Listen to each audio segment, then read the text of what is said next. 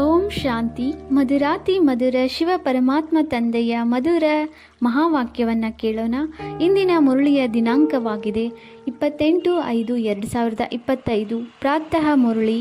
ಓಂ ಶಾಂತಿ. ಬಾಪ್ತಾದ ಮಧುಬನ್. ಮಧುರ ಮಕ್ಕಳೇ, ಈಗ ಡ್ರಾಮಾದ ಚಕ್ರವು ಪೂರ್ಣವಾಗುತ್ತಿದೆ. ನೀವು ಕ್ಷೀರಖಂಡವಾಗಿ ಹೊಸ ಪ್ರಪಂಚದಲ್ಲಿ ಬರಬೇಕಾಗಿದೆ. ಅಲ್ಲಿ ಎಲ್ಲರೂ ಕ್ಷೀರಖಂಡವಾಗಿರುತ್ತಾರೆ, ಇಲ್ಲಿ ಉಪ್ಪು ನೀರಾಗಿದ್ದಾರೆ. ಇಂದಿನ ಪ್ರಶ್ನೆಯಾಗಿದೆ, ನೀವು ತ್ರಿನೇತ್ರಿ ಮಕ್ಕಳು ಯಾವ ಜ್ಞಾನವನ್ನರಿತು ತ್ರಿಕಾಲದರ್ಶಿಗಳಾಗಿ ಬಿಟ್ಟಿದ್ದೀರಿ? ಉತ್ತರ: ನಿಮಗೆ ಈಗ ಇಡೀ ವಿಶ್ವದ ಚರಿತ್ರೆ, ಭೂಗೋಳದ ಜ್ಞಾನವು ಸಿಕ್ಕಿದೆ. ಸತ್ಯ ಯುಗದಿಂದ ಹಿಡಿದು ಕಲಿಯುಗದ ಅಂತ್ಯದವರೆಗೆ ಚರಿತ್ರೆ, ಭೂಗೋಳವನ್ನು ತಿಳಿದುಕೊಂಡಿದ್ದೀರಿ. ನಿಮಗೆ ಜ್ಞಾನದ ಮೂರನೆಯ ನೇತ್ರವೂ ಸಿಕ್ಕಿತು. ಆತ್ಮವು ಒಂದು ಶರೀರವನ್ನು ಬಿಟ್ಟು ಇನ್ನೊಂದನ್ನು ತೆಗೆದುಕೊಳ್ಳುತ್ತದೆ. ಸಂಸ್ಕಾರವು ಆತ್ಮದಲ್ಲಿದೆ. ಈಗ ತಂದೆಯು ತಿಳಿಸುತ್ತಾರೆ, ಮಕ್ಕಳೇ, ನಾಮರೂಪದಿಂದ ಭಿನ್ನವಾಗಿ ತಮ್ಮನ್ನು ಅಶರೀರಿ ಆತ್ಮನೆಂದು ತಿಳಿಯಿರಿ. ಗೀತೆ. ಧೈರ್ಯ ತಾಳು ಮಾನವನೇ. ಓಂ ಶಾಂತಿ. ಕಲ್ಪಕಲ್ಪವು ಮಕ್ಕಳಿಗೆ ಹೇಳಲಾಗುತ್ತದೆ ಮತ್ತು ಮಕ್ಕಳಿಗೂ ತಿಳಿದಿದೆ. ಬೇಗನೆ ಸತ್ಯಯುಗವು ಆಗಿಬಿಟ್ಟರೆ ಈ ದುಃಖದಿಂದ ಮುಕ್ತರಾಗುತ್ತೇವೆಂದು ಮನಸ್ಸಾಗುತ್ತದೆ. ಆದರೆ ನಾಟಕವು ಬಹಳ ನಿಧಾನವಾಗಿ ನಡೆಯುವಂಥದ್ದಾಗಿದೆ. ತಂದೆಯು ಧೈರ್ಯವನ್ನು ಕೊಡುತ್ತಾರೆ, ಮಕ್ಕಳೇ, ಇನ್ನೂ ಸ್ವಲ್ಪ ದಿನಗಳೇ ಉಳಿದಿವೆ. ದೊಡ್ಡವರೂ ಸಹ ಪ್ರಪಂಚವು ಬದಲಾಗಲಿದೆ ಎಂಬ ಶಬ್ದವನ್ನು ಹೇಳುತ್ತಿರುತ್ತಾರೆ. ಯಾರೆಲ್ಲ ಪೋಪರ ತರಹ ದೊಡ್ಡವರಿದ್ದಾರೆ ಅವರೂ ಸಹ ಹೇಳುತ್ತಾರೆ, ಪ್ರಪಂಚವು ಬದಲಾಗಲಿದೆ, ಒಳ್ಳೆಯದು. ಮತ್ತೆ ಶಾಂತಿಯು ಹೇಗೆ ಸ್ಥಾಪನೆಯಾಗುವುದು? ಈ ಸಮಯದಲ್ಲಿ ಎಲ್ಲರೂ ಉಪ್ಪು ನೀರಾಗಿದ್ದಾರೆ. ನಾವೀಗ ಕ್ಷೀರಖಂಡವಾಗುತ್ತಿದ್ದೇವೆ. ಒಂದು ಕಡೆ ಪ್ರತಿದಿನ ಉಪ್ಪು ನೀರಾಗಿ ವರ್ತಿಸುತ್ತಾ ಹೋಗುತ್ತಾರೆ. ಪರಸ್ಪರ ಹೊಡೆದಾಡಿ ಜಗಳವಾಡಿ ಸಮಾಪ್ತಿಯಾಗುತ್ತಾರೆ. ತಯಾರಿಗಳು ನಡೆಯುತ್ತಿದೆ. ಈ ನಾಟಕದ ಚಕ್ರವು ಪೂರ್ಣವಾಗುತ್ತದೆ. ಹಳೆಯ ಪ್ರಪಂಚವು ಮುಕ್ತಾಯವಾಗುತ್ತದೆ.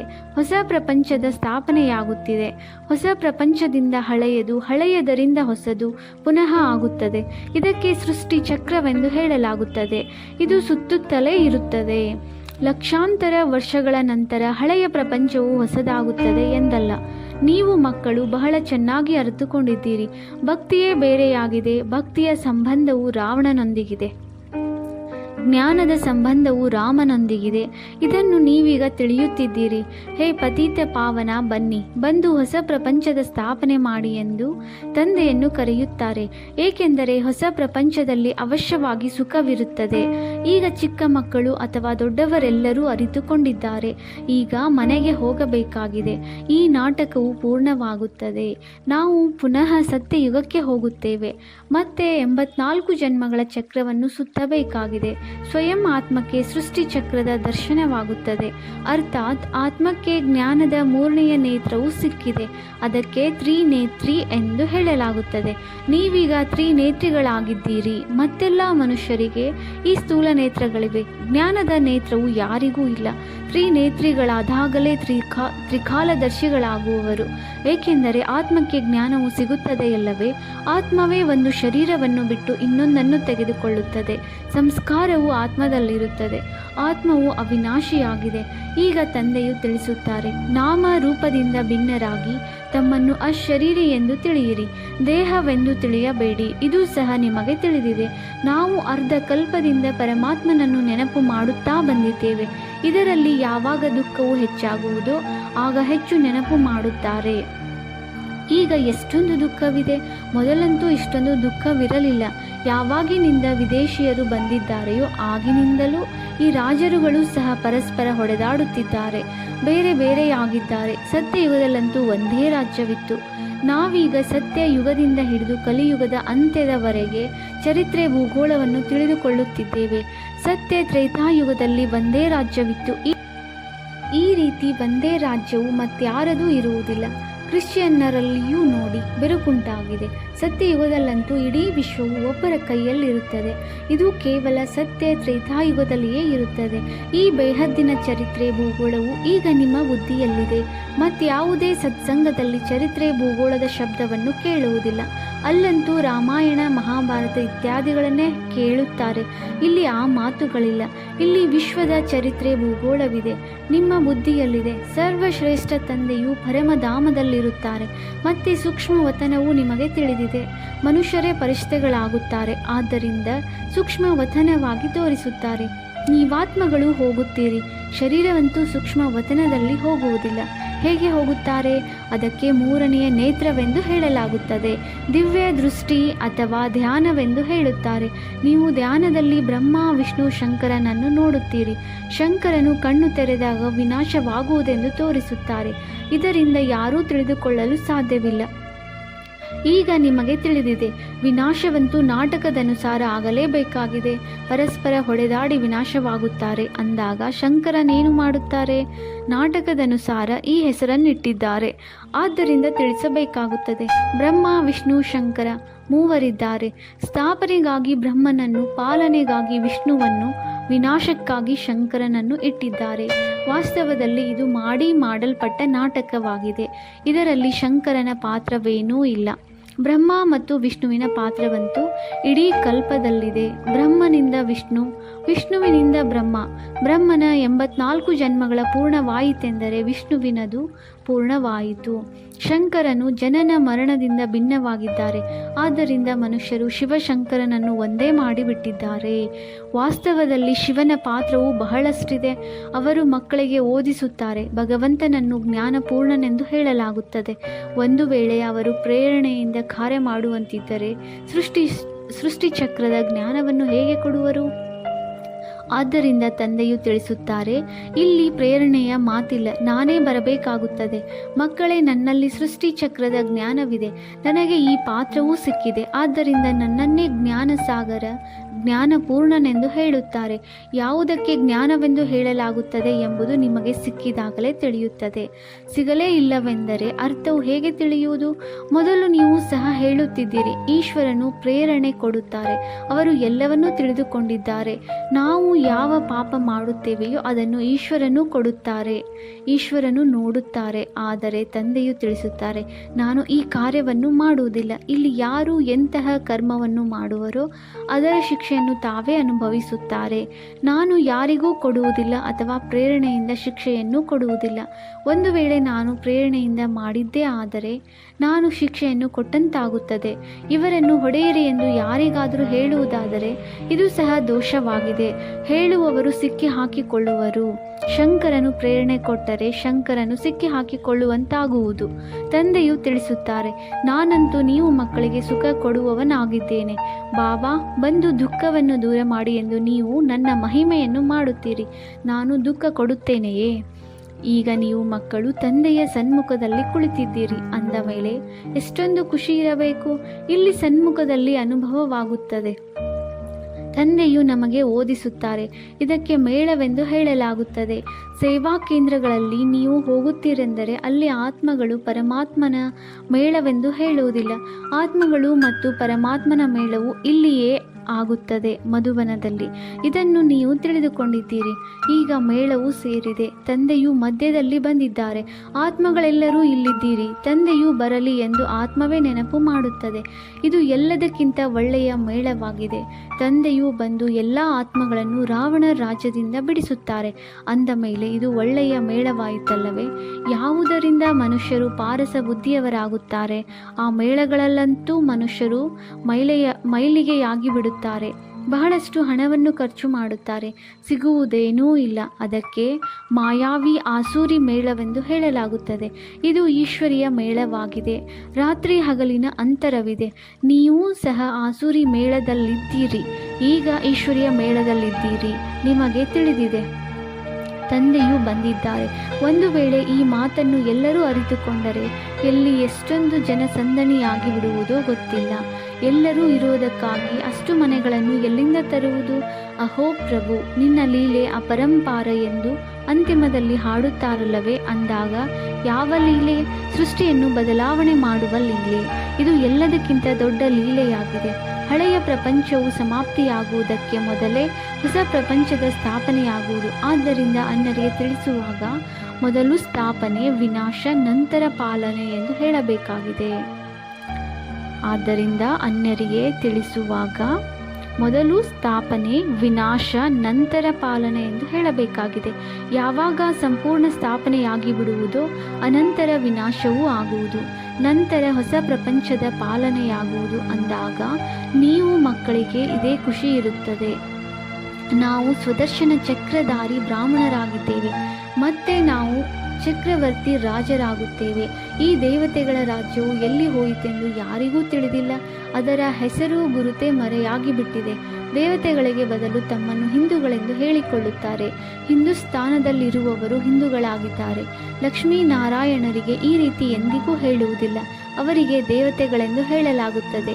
ಅಂದಾಗ ನಾಟಕದನುಸಾರ ನೀವು ಈ ಮೇಳದಲ್ಲಿ ಬಂದಿದ್ದೀರಿ. ಈ ನಾಟಕದಲ್ಲಿ ನಿಗದಿಯಾಗಿದೆ. ನಿಧಾನವಾಗಿ ವೃದ್ಧಿಯಾಗುತ್ತಾ ಇರುವುದು. ನಿಮ್ಮದು ಯಾವುದೆಲ್ಲ ಪಾತ್ರವು ನಡೆಯುತ್ತಿದೆಯೋ ಇದು ಕಲ್ಪದ ನಂತರವೂ ನಡೆಯುವುದು. ಈ ಚಕ್ರವು ಸುತ್ತುತ್ತಿರುತ್ತದೆ. ಮತ್ತೆ ರಾವಣ ರಾಜ್ಯದಲ್ಲಿ ಆಸೂರಿ ಪಾಲನೆಯಾಗುವುದು. ನೀವೀಗ ಈಶ್ವರನ ಮಕ್ಕಳಾಗಿದ್ದೀರಿ, ಮತ್ತೆ ದೈವಿ ಮಕ್ಕಳು, ನಂತರ ಕ್ಷತ್ರಿಯರಾಗುತ್ತೀರಿ.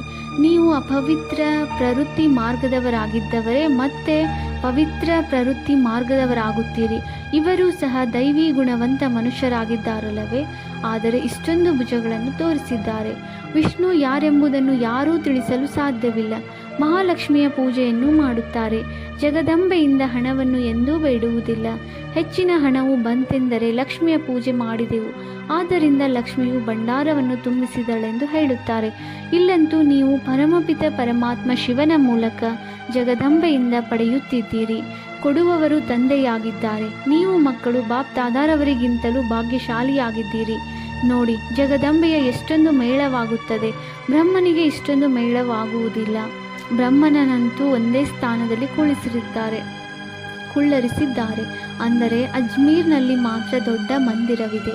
ದೇವಿಯರ ಮಂದಿರಗಳು ಬಹಳಷ್ಟಿವೆ, ಏಕೆಂದರೆ ಈ ಸಮಯದಲ್ಲಿ ನಿಮ್ಮ ಮಹಿಮೆಯು ಬಹಳಷ್ಟಿದೆ. ನೀವು ಭಾರತದ ಸೇವೆ ಮಾಡುತ್ತೀರಿ. ಹೆಚ್ಚಿನ ಪೂಜೆಯು ನಿಮ್ಮದೇ ಆಗುತ್ತದೆ. ನೀವು ಅದೃಷ್ಟವಂತರಾಗಿದ್ದೀರಿ. ಜಗದಂಬೆಯು ಸರ್ವವ್ಯಾಪಿ ಎಂದು ಹೇಳುವುದಿಲ್ಲ. ನಿಮ್ಮದು ಮಹಿಮೆಯಾಗುತ್ತಾ ಇರುತ್ತದೆ. ಬ್ರಹ್ಮ, ವಿಷ್ಣು, ಶಂಕರನಿಗೂ ಸಹ ಸರ್ವವ್ಯಾಪಿ ಎಂದು ಹೇಳುವುದಿಲ್ಲ. ಆದರೆ ನನ್ನನ್ನು ಕಣಕಣದಲ್ಲಿದ್ದಾರೆಂದು ಹೇಳಿ ಎಷ್ಟೊಂದು ನಿಂದನೆ ಮಾಡುತ್ತಾರೆ. ನಾನು ನಿಮ್ಮ ಮಹಿಮೆಯನ್ನು ಎಷ್ಟೊಂದು ಹೆಚ್ಚಿಸುತ್ತೇನೆ. ಭಾರತ ಮಾತೆಗೆ ಜಯವಾಗಲಿ ಎಂದು ಹೇಳುತ್ತಾರಲ್ಲವೇ? ಭಾರತ ಮಾತೆಯರು ನೀವಾಗಿದ್ದೀರಿ, ಧರಣಿಯಲ್ಲ. ಈಗ ಧರಣಿ ಇತ್ಯಾದಿ ಎಲ್ಲವೂ ತಮೋ ಪ್ರಧಾನವಾಗಿದೆ. ಅದು ಸತ್ಯಯುಗದಲ್ಲಿ ಸತೋ ಪ್ರಧಾನವಾಗಿ ಬಿಡುತ್ತದೆ. ಆದ್ದರಿಂದಲೇ ದೇವತೆಗಳು ಈ ಪತೀತ ಪ್ರಪಂಚದಲ್ಲಿ ತನ್ನ ಪಾದಗಳನ್ನು ಇಡುವುದಿಲ್ಲ ಎಂದು ಹೇಳುತ್ತಾರೆ. ಯಾವಾಗ ಸತೋ ಪ್ರಧಾನ ಧರಣಿಯಾಗುವುದೋ ಆಗ ಬರುತ್ತಾರೆ. ನೀವೀಗ ಸತೋ ಪ್ರಧಾನರಾಗಬೇಕಾಗಿದೆ. ಶ್ರೀಮತದಂತೆ ನಡೆಯುತ್ತಾ ತಂದೆಯನ್ನು ನೆನಪು ಮಾಡುತ್ತಾ ಇರಿ. ಆಗ ಶ್ರೇಷ್ಠ ಪದವಿಯನ್ನು ಪಡೆಯುತ್ತೀರಿ. ಇದೇ ಸಂಕಲ್ಪವನ್ನು ಇಡಬೇಕಾಗಿದೆ. ನೆನಪು ಮಾಡುವುದರಿಂದ ವಿಕರ್ಮಗಳು ವಿನಾಶವಾಗುತ್ತವೆ, ಶ್ರೀಮತವೂ ಸಿಗುತ್ತದೆ. ಸತ್ಯ ಯುಗದಲ್ಲಂತೂ ನಿಮ್ಮ ಆತ್ಮವು ಪವಿತ್ರ ಕಂಚನವಾಗುತ್ತದೆ. ಆಗ ಕಂಚನ ಕಾಯವೇ ಸಿಗುತ್ತದೆ. ಚಿನ್ನದಲ್ಲಿ ಲೋಹವು ಬೆರಕೆಯಾಗುವುದರಿಂದ ಆಭರಣವು ಸಹ ಅದೇ ರೀತಿ ಇರುತ್ತದೆ. ಆತ್ಮವು ಅಸತ್ಯ ಕನಿಷ್ಠವಾದಾಗ ಶರೀರವು ಅಸತ್ಯವಾಗುವುದು. ತುಕ್ಕು ಬೀಳುವುದರಿಂದ ಚಿನ್ನದ ಮೌಲ್ಯವೂ ಸಹ ಕಡಿಮೆಯಾಗಿ ಬಿಡುತ್ತದೆ. ಈಗ ನಿಮ್ಮ ಮೌಲ್ಯವು ಏನೂ ಇಲ್ಲ. ಮೊದಲು ನೀವು ವಿಶ್ವದ ಮಾಲೀಕರು. 24 ಕ್ಯಾರೆಟ್ನ ಚಿನ್ನದ ಸಮಾನ ಇದ್ದಿರಿ. ಈಗ 9 ಕ್ಯಾರೆಟ್ ಎಂದೇ ಹೇಳಲಾಗುತ್ತದೆ. ಈ ತಂದೆಯು ಮಕ್ಕಳೊಂದಿಗೆ ವಾರ್ತಾಲಾಪ ಮಾಡುತ್ತಾರೆ, ಮಕ್ಕಳನ್ನು ಖುಷಿಪಡಿಸುತ್ತಾರೆ. ನೀವು ಕೇಳುತ್ತಾ ಕೇಳುತ್ತಾ ಪರಿವರ್ತನೆಯಾಗಿ ಬಿಡುತ್ತೀರಿ. ಮನುಷ್ಯರಿಂದ ದೇವತೆಗಳಾಗುತ್ತೀರಿ. ಅಲ್ಲಿ ವಜ್ರ ವೈಡೂರ್ಯಗಳ ಮಹಲುಗಳಿರುತ್ತವೆ. ಅಲ್ಲಿನ ಶೂಬಿ ರಸ ಇತ್ಯಾದಿಯನ್ನು ನೀವು ಕುಡಿದು ಬರುತ್ತೀರಿ. ಅಲ್ಲಿ ಬಹಳ ದೊಡ್ಡ ದೊಡ್ಡ ಫಲಗಳಿರುತ್ತವೆ. ಅವು ಇಲ್ಲಿ ಸಿಗಲು ಸಾಧ್ಯವಿಲ್ಲ. ಸೂಕ್ಷ್ಮ ವತನದಲ್ಲಂತೂ ಏನೂ ಇಲ್ಲ. ಇದು ಕೇವಲ ಸಾಕ್ಷಾತ್ಕಾರವಾಗಿದೆ. ನೀವು ಪ್ರತ್ಯಕ್ಷದಲ್ಲಿ ಸ್ವರ್ಗದಲ್ಲಿ ಹೋಗುತ್ತೀರಿ. ಇದು ಆತ್ಮ ಪರಮಾತ್ಮನ ಮೇಳವಾಗಿದೆ. ಇದರಿಂದ ನೀವು ಉಜ್ವಲರಾಗುತ್ತೀರಿ. ನೀವು ಮಕ್ಕಳು ಇಲ್ಲಿಗೆ ಮಧುಬನ ಬಂದಾಗ ನೀವು ಸ್ವತಂತ್ರರಾಗಿರುತ್ತೀರಿ. ಮನೆ, ಉದ್ಯೋಗ, ವ್ಯವಹಾರ ಯಾವುದರ ಚಿಂತೆಯೂ ಇರುವುದಿಲ್ಲ. ಆದ್ದರಿಂದ ಇಲ್ಲಿ ನಿಮಗೆ ನೆನಪಿನ ಯಾತ್ರೆಯಲ್ಲಿರಲು ಒಳ್ಳೆಯ ಅವಕಾಶವಿದೆ. ಅಲ್ಲಂತೂ ಮನೆ, ಮಠ ಇತ್ಯಾದಿಯ ನೆನಪೇ ಬರುತ್ತಿರುವುದು. ಆದರೆ ಇಲ್ಲಿ ಏನೂ ಇಲ್ಲ. ಮುಂಜಾನೆ 2 ಗಂಟೆಗೆ ಎದ್ದು ಕುಳಿತುಕೊಳ್ಳಿ. ಅಲ್ಲಿ ಸೇವಾ ಕೇಂದ್ರಗಳಿಗಂತೂ ಮುಂಜಾನೆಯೇ ನೀವು ಹೋಗಲು ಸಾಧ್ಯವಿಲ್ಲ. ಇಲ್ಲಿ ನಿಮಗೆ ಸಹಜವಾಗಿದೆ. ಶಿವ ತಂದೆಯ ನೆನಪಿನಲ್ಲಿ ಬಂದು ಕುಳಿತುಕೊಳ್ಳಿ. ಮತ್ಯಾವುದೇ ನೆನಪು ಬರಬಾರದು. ಇಲ್ಲಿ ನಿಮಗೆ ಸಹಯೋಗವೂ ಸಿಗುವುದು. ಬೇಗನೆ ಮಲಗಿ ಮತ್ತು ಬೇಗನೆ ಏಳಿರಿ. 3 ರಿಂದ 5 ಗಂಟೆಯವರೆಗೆ ಬಂದು ಯೋಗದಲ್ಲಿ ಕುಳಿತುಕೊಳ್ಳಿ. ತಂದೆಯು ಬಂದು ಬಿಡುತ್ತಾರೆ. ಮಕ್ಕಳಿಗೆ ಖುಷಿಯಾಗಿ ಬಿಡುತ್ತದೆ.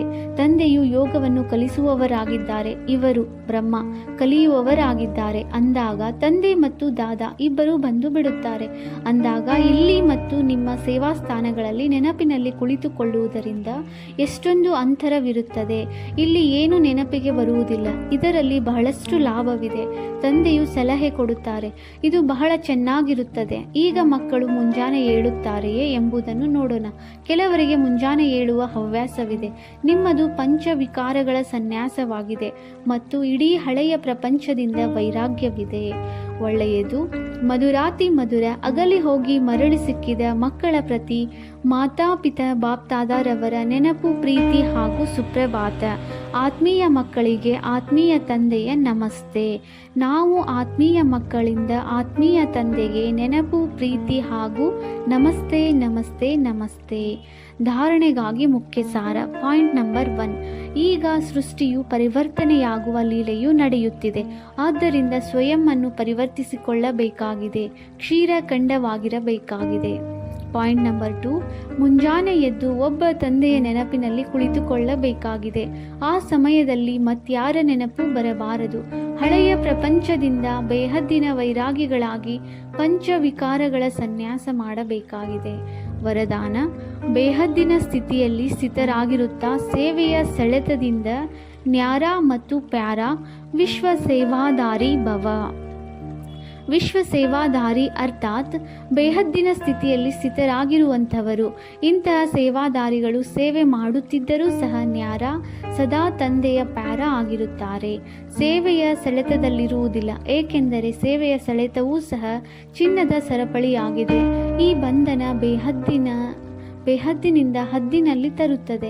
ಆದ್ದರಿಂದ ದೇಹದ ಸ್ಥಿತಿಯಿಂದ, ಈಶ್ವರಿಯ ಸಂಬಂಧದಿಂದ, ಸೇವೆಯ ಸಾಧನಗಳ ಸೆಳೆತದಿಂದ ನ್ಯಾರ ಮತ್ತು ತಂದೆಯ ಪ್ಯಾರ ಆಗಿ ಆಗ ವಿಶ್ವ ಸೇವಾದಾರಿಯ ವರದಾನ ಪ್ರಾಪ್ತಿಯಾಗಿ ಬಿಡುತ್ತದೆ ಮತ್ತು ಸದಾ ಸಫಲತೆ ಸಿಗುತ್ತಿರುತ್ತದೆ.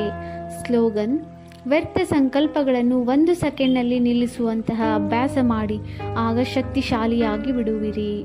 ಅವ್ಯಕ್ತ ಸೂಚನೆ: ಆತ್ಮಿಕ ಘನತೆ ಮತ್ತು ಪವಿತ್ರತೆಯ ವ್ಯಕ್ತಿತ್ವವನ್ನು ಧಾರಣೆ ಮಾಡಿ. ನಿಮ್ಮೆಲ್ಲರ ಮೊದಲನೇ ಪ್ರವೃತ್ತಿಯಾಗಿದೆ ತಮ್ಮ ದೇಹದ ಪ್ರವೃತ್ತಿ, ನಂತರ ದೇಹದ ಸಂಬಂಧದ ಪ್ರವೃತ್ತಿ. ಮೊದಲನೇ ಪ್ರವೃತ್ತಿ ದೇಹದ ಪ್ರತಿ ಕರ್ಮೇಂದ್ರಿಯಗಳನ್ನು ಪವಿತ್ರವನ್ನಾಗಿ ಮಾಡುವುದು. ಎಲ್ಲಿಯವರೆಗೂ ದೇಹದ ಪ್ರವೃತ್ತಿಯನ್ನು ಪವಿತ್ರ ಮಾಡಿಕೊಳ್ಳುವುದಿಲ್ಲ, ಅಲ್ಲಿಯವರೆಗೆ ದೇಹದ ಸಂಬಂಧದ ಪ್ರವೃತ್ತಿ ಬೇಹದ್ದಿನದಾಗಿರಬಹುದು. ಅದನ್ನು ಪವಿತ್ರವನ್ನಾಗಿ ಮಾಡಲು ಸಾಧ್ಯವಿಲ್ಲ. ಮೊದಲು ತಮ್ಮೊಂದಿಗೆ ತಾವು ಕೇಳಿಕೊಳ್ಳಿ. ತಮ್ಮ ಶರೀರ ರೂಪಿ ಮನೆಯನ್ನು ಅರ್ಥಾತ್ ಸಂಕಲ್ಪಗಳನ್ನು, ಬುದ್ಧಿಯನ್ನು, ನಯನಗಳನ್ನು ಮತ್ತು ಮುಖವನ್ನು ಆತ್ಮಿಕ ಅರ್ಥಾತ್ ಪವಿತ್ರ ಮಾಡಿಕೊಂಡಿದ್ದೀರಾ? ಇಂತಹ ಪವಿತ್ರ ಆತ್ಮರೇ ಮಹಾನ್